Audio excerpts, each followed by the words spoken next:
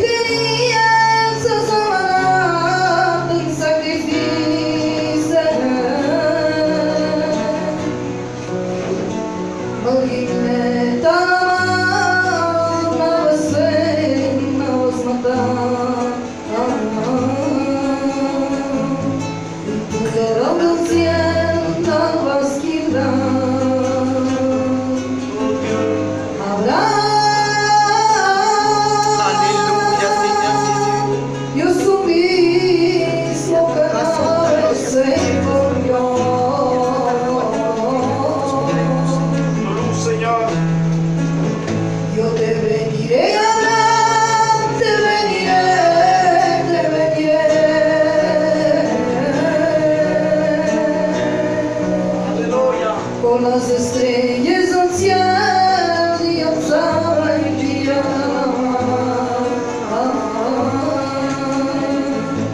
Así será la tregua en prosperidad. Aldeia,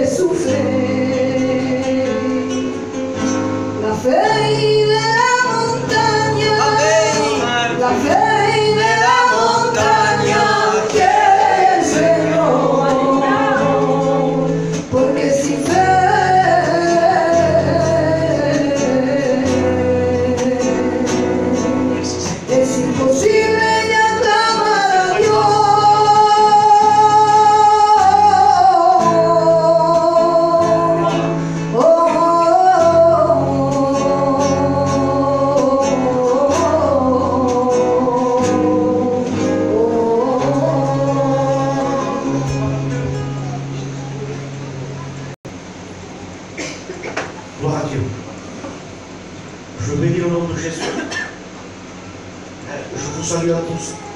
Dans le nom du Seigneur. Amen. Je suis dans la joie parmi vous. Je ne le cache pas.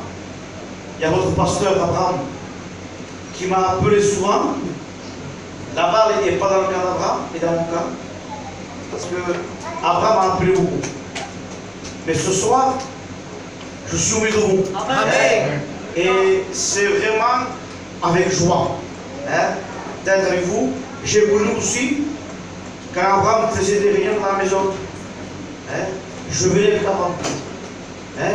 J'ai connu, je pourrais dire, le réveil. J'ai connu l'œuvre de Dieu mon héros.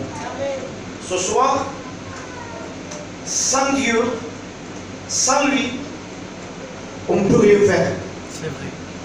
Ce soir, on ne fait pas une réunion pour faire une réunion.